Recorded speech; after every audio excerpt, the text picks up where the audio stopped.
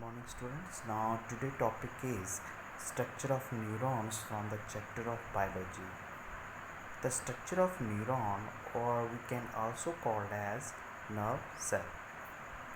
And what is nerve cell? Nerve cell is the largest cell in our body. The nervous system is composed of specialized cells called neuron और nerve cell. Students, अब यहाँ पे हम बात करेंगे structure of neuron की, जो कि यहाँ पे मैंने ड्रॉ किया हुआ है। न्यूरॉन को हम नर्व सेल भी कहते हैं और ये नर्व सेल हमारी बॉडी का लार्जेस्ट सेल होता है। हमारी बॉडी में बहुत सारे सेल्स प्रेजेंट होते हैं, लेकिन जो एक नर्व सेल्स है ये लार्जेस्ट सेल होता है हमारी बॉडी का, और हमारे नर्वस सिस्टम को ये बनाते हैं, यानी नर्व सेल्स मिलके नर्वस सिस्टम को बनाते हैं। और इनका मेन फंक्शन ये होता है कि एक नर्व सेल दूसरे नर्व सेल के साथ कनेक्टेड होता है और ये मैसेज देते हैं ब्रेन, फिर ब्रेन फर्दर एक्शन करता है। यहाँ पे मैंने यही लिखा है, the nerve cell is the largest cell in our body which exercise control by sending an electrical signal called nerve impulse, और उसको हम नर्व इम्पल्स कहते हैं।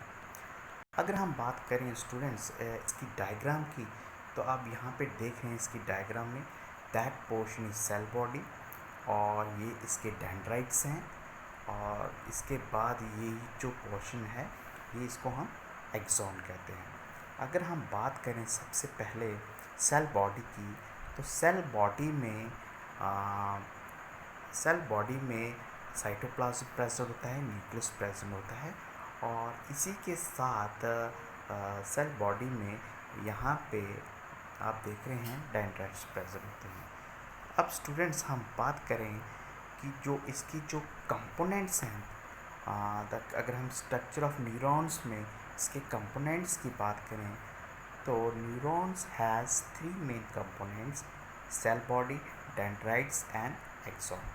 यहाँ पे आप देख रहे हैं सेल बॉडी, तो ये वाला पोर्शन आ गया ना, सेल बॉडी ये वाला portion. It includes cytoplasm, nucleus etcetera. तो cell body is also called as cystone. It has main abundant cytoplasm, nucleus present at the center, and then dendrites.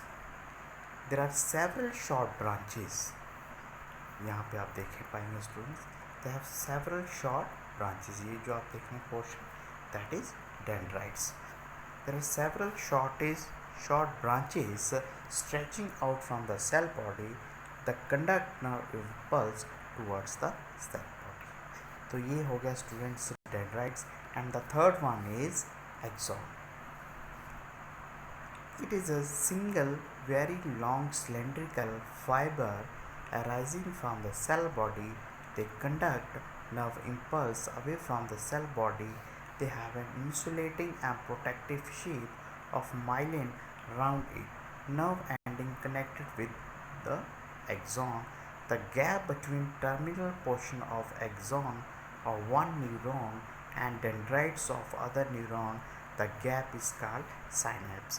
अगर हम बात करें स्टूडेंट्स एक्सॉन की, यहाँ पे आप देख रहे हो, तो अगर हम बात करें एक्सॉन को, मैं उसी को एक्सप्लेन करूँगा जो कि वहाँ पे मैंने लिखा है।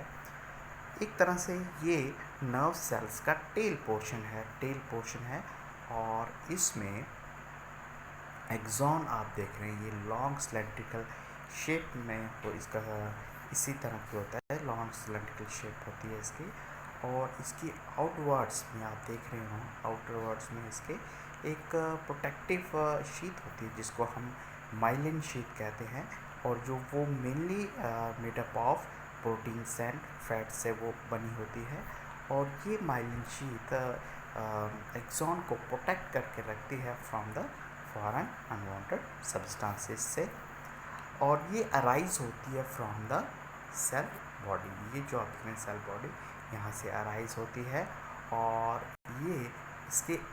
ये जो आप पोर्शन देख रहे हो, दैट इज़ नर्व एंडिंग। तो ये है नर्व एंडिंग। तो स्टूडेंट्स ये था एक्सॉन, और ये आपने इसके मेन 3 कंपोनेंट्स देखे, तो यही मैंने यहीं पे लिखा है। और एक चीज़ और मैं बताना चाहूँगा आपको, द गैप, यहाँ पे मैंने लिखा है द गैप बिटवीन, लास्ट में the gap terminal portion of axon of one neuron and dendrites of other neuron, the gap is called synapse. synapse actually क्या होता है, जो गैप होता है एक न्यूरॉन से दूसरे न्यूरॉन के बीच में, जो एरिया, जो पोर्शन गैप आ जाता है, उसको हम साइनेप्स कहते हैं।